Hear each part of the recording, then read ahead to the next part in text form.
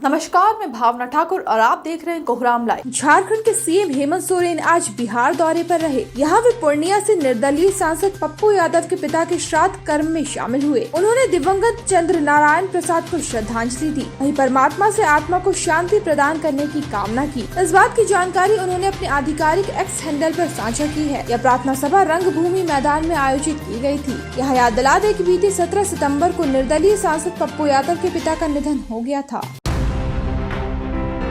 Bike सवार 3 बदमाशों ने ठेकेदार राघवेंद्र सिंह के घर पर ताबड़तोड़ गोलियां चलाई। उनका घर पलामू के मेदिनी नगर टाउन थाना क्षेत्र के 12 लोटा हनुमान नगर में है। कुछ काम से ठेकेदार बाहर गए हुए हैं। उनकी गैर मौजूदगी में इस घटना को अंजाम दिया गया। घर वालों ने इस बारे में थाने में शिकायत दर्ज कराई है। उन्होंने बताया कि एक बाइक पर सवार 3 बदमाशों ने घर पर 15 राउंड फायरिंग की। उन्होंने एक शख्स पर शक भी जताया। उन्होंने बताया कि उनसे एक टेंडर वापस लेने को कहा जा रहा था। मौके से पुलिस को 13 खोखे भी बरामद हुए हैं। पुलिस आसपास लगे सीसीटीवी फुटेज के जरिए अपराधियों की टोह में जुटी है। तहकीकात जारी है। घटना के बाद दहशत का माहौल है।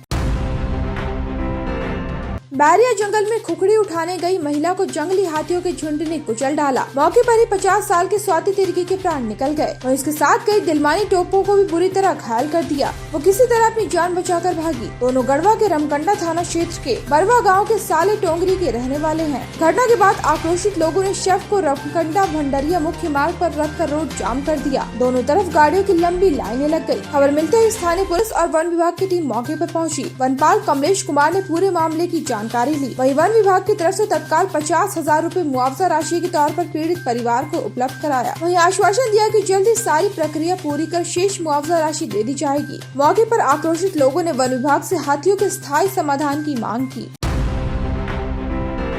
आगामी झारखंड विधानसभा चुनाव में चुनाव लड़ने को लेकर हमारी राज्य इकाई चर्चा कर रही है। हम तमाम तरीके के विकल्प लेकर आगे बढ़ने का काम कर रहे हैं। जहां एक तरफ गठबंधन के तहत चुनाव लड़ने की सोच है, तो वहीं अकेले चुनाव लड़ने पर भी पार्टी विचार कर रही है। झारखंड में लोक जनशक्ति पार्टी रामविलास का एक मजबूत जनाधार रहा है। मेरा जब जन्म हुआ था तब बिहार झारखंड एक ही राज्य थे। ये मेरी जन्मभूमि भी है और मेरे पिता की कर्मभूमि भी रही है। पार्टी यहाँ चुनाव लड़ेगी, यह फैसला किया गया है। अब गठबंधन के तहत चुनाव लड़ेंगे अकेले, इस पर चर्चा जारी है। जब तक नोटिफिकेशन जारी होगा तब तक फैसला कर लिया जाएगा। यह कहना है केंद्रीय मंत्री चिराग पासवान का। उक्त बातें उन्होंने मीडिया के साथ बातचीत के दौरान कही। वे आज धनबाद में परिवर्तन यात्रा के कार्यक्रम में हिस्सा लेने पहुंचे थे। एक साथ 3 बहनों की मौत होने से पूरे इलाके में मातम पसर गया। मरने वालों में 8 साल की संध्या, 10 साल की सिमरन और 15 साल की छाया शामिल है। जानकारी के मुताबिक नहाने के ख्याल से तीनों दामोदर नदी गई थी। इसी क्रम में पैर फिसलने से एक नदी में डूबने लगी। उसे बचाने के लिए बाकी दोनों बहनें भी वहां पहुंची और बचाने की कोशिश में दोनों भी डूबने लगी। आसपास नहा रहे अन्य लोगों ने उन्हें डूबता देख शोर मचाया। आनन फानन में तीनों को बाहर निकाला गया। नई सराय अस्पताल ले जाने पर डॉक्टरों ने तीनों को मृत घोषित कर दिया। इस वाक़ये के बाद घर वालों का रो कर बुरा हाल है। तीनों रामगढ़ थाना क्षेत्र के सिरका कहुआ बेड़ा ऊपर टोला की रहने वाली थी। इनके पिता का नाम अनिल प्रजापति है।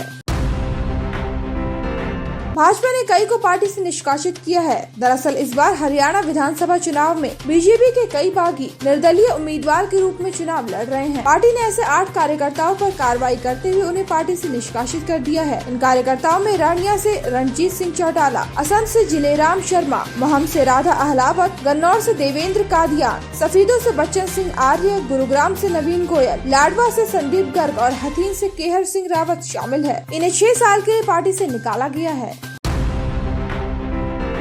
हजारीबाग के चौपारण में रात के अंधेरे में गलत काम हो रहा था। इस बात की भनक लगते ही चौपारण पुलिस मुस्तैद हो गई। पुलिस कप्तान के निर्देश पर गठित टीम कठवा गांव के पास पहुंची। टीम को रास्ते में एक बोलेरो गाड़ी आते दिखी। पुलिस ने गाड़ी को रुकने का इशारा दिया, लेकिन पुलिस को देखते ही ड्राइवर गाड़ी छोड़कर भागने लगा। इसे खदेड़कर पुलिस के जवानों ने पकड़ लिया। पकड़े गए शख्स ने अपना नाम लालू यादव बताया और चौपारण के अंबातरी गाँव का रहने वाला है। बोलेरो की तलाशी लेने पर उसमें से अवैध 23 पेटी अंग्रेजी शराब और 10 पेटी कैन बियर बरामद की गई। इस शराब को रामपुर से लौटकर बिहार में खपाने की प्लानिंग थी। पुलिस ने लालू यादव को न्यायिक हिरासत में भेज दिया है। वहीं उसकी निशानदेही पर अन्य की तलाश में छापेमारी की जा रही है।